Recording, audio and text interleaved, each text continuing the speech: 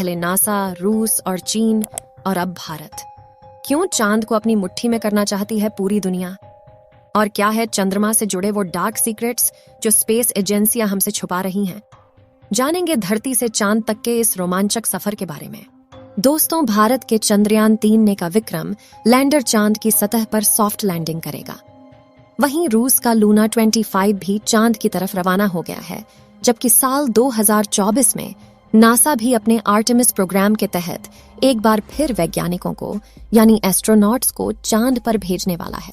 और चीन भी जल्द ही एक और मून मिशन करने वाला है।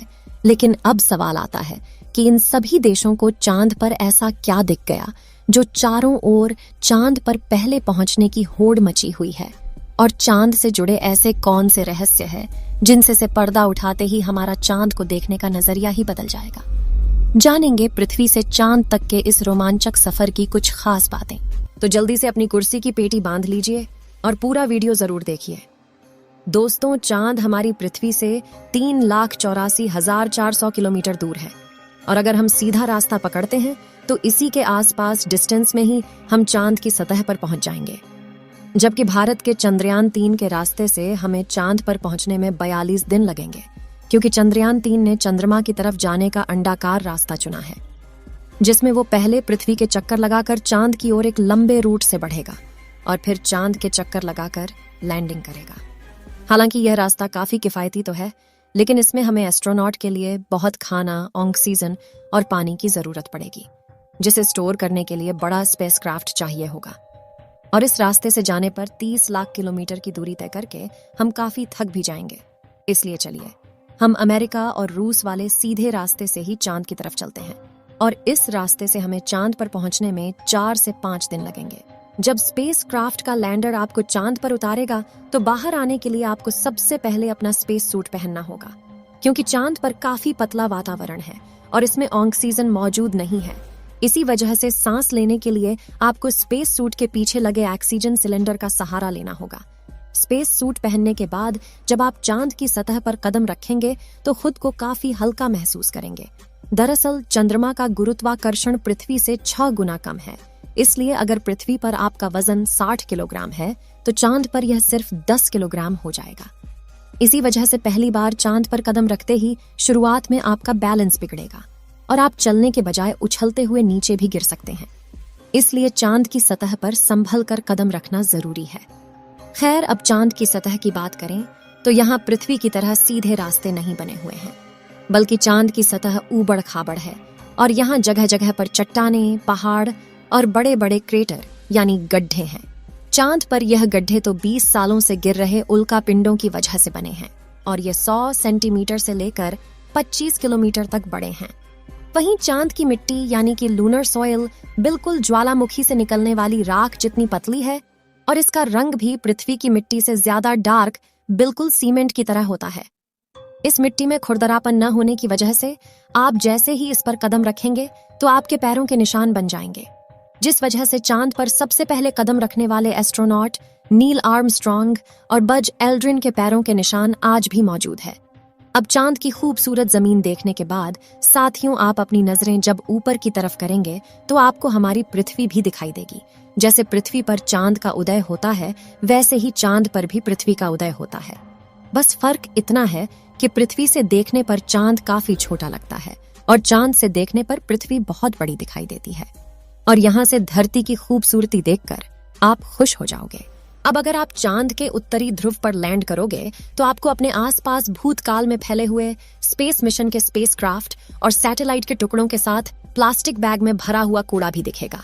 ये कूड़ा नासा के उन 12 एस्ट्रोनॉट्स ने फेंका है जो चांद पर जा पाए। दरअसल इन बैग्स में इनका मलमूत्र और खाने के रैपर्स और बिस्किट है। वहीं अगर आप चांद के दक्षिणी ध्रुव पर उस जगह उतरते हैं जहां 4 साल पहले चंद्रयान 2 क्रैश लैंड होकर गिरा था, तो वो आज भी आपको उतनी बुरी कंडीशन में ही मिलेगा, क्योंकि क्रैश लैंड होने के बाद न तो वह बारिश और न ही तूफानी बवंडर से रूबरू हुआ है। इसलिए अगर आप उसे अपने स्पेस क्राफ्ट में फिट करके पृथ्वी पर वापस ले आए तो उसे ठीक करके वापस भेजा जा सकता है। दोस्तों, आप यह तो जानते ही होंगे कि स्पेस के सभी ऑब्जेक्ट्स पर अचानक उल्का पिंडों की बारिश हो जाती है। यह तो अच्छा है कि पृथ्वी की मैग्नेटिक फील्ड इन उल्का पिंडों को या तो साइड में धकेल देती है या फिर ग्रेविटी और एटमॉस्फेयर इसे धरती तक पहुंचने के पहले ही जलाकर राख कर देते हैं। लेकिन चांद की मैग्नेटिक फील्ड पृथ्वी के मुकाबले काफी कमजोर है। इसकी ग्रेविटी भी कम है और यहाँ घना वातावरण भी मौजूद नहीं है। इसी वजह से चांद पर लगातार उल्का पिंडों की बारिश होती रहती है। ऐसे में कोई भी उल्का पिंड गिरकर आपको पल भर में मौत के घाट उतार सकता है। इसलिए आपको उल्का पिंडों पर नजर लगाए बैठे कमांड सेंटर के वैज्ञानिकों से लगातार संपर्क बनाए रखना होगा। अब अगर आप सोच रहे हैं कि आप अपने किसी दोस्त या फिर लाइफ पार्टनर को चांद पर साथ लेकर जाकर गप्पे लड़ाते हुए अपने मून मिशन पर काम करें, तो आपको बता दें कि ऐसा मुमकिन नहीं है, क्योंकि चांद पर वातावरण न होने की वजह से साउंड वेव चल नहीं पाते। यानी कि अगर आप अपने साथी को कुछ बोलेंगे तो वह आपके होंठ हिलते हुए तो देखेगा, लेकिन आपकी आवाज नहीं सुन पाएगा। इतना ही नहीं, चांद पर आपको अपनी आवाज तक नहीं सुनाई देगी, मानो जैसे मोबाइल की तरह किसी ने आपको भी साइलेंट मोड पर डाल दिया है। हालांकि एस्ट्रोनॉट चांद पर एक दृश्य स्पेस सूट पहनते हैं जिसमें साउंड पुश करवाने के लिए नाइट्रोजन और ऑक्सीजन की मदद से कृत्रिम वायुमंडल बनाया जाता है। साथ ही इन्हें एक माइक्रोफोन वाली हेडफोन पहनाई जाती है जिसके जरिए यह अपने साथी और कमांड सेंटर की आवाज सुन सके और जवाब भी दे सकें। अब दोस्तों, चांद पर अपने काम को पूरा करके जब आप सोने जाएंगे तो सुबह आपको सूरज की रोशनी नींद से नहीं जगाएगी, क्योंकि चांद को अपनी धुरी पर घूमने में 28 दिन लगते हैं, जिस वजह से चंद्रमा पर एक दिन 14 दिन का होता है और 14 दिन की रात होती है। यानी कि वहां का एक दिन पृथ्वी के 28 दिन के बराबर होता है।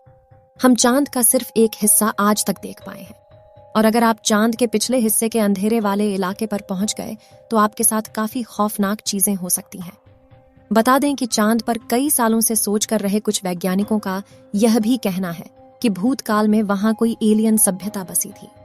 चंद्रयान 1 ने चांद की सतह पर वाटर आइस और हाइड्रोप्लस के रूप में पानी की खोज की है, जो इंसानों के जीवन के लिए काफी जरूरी है।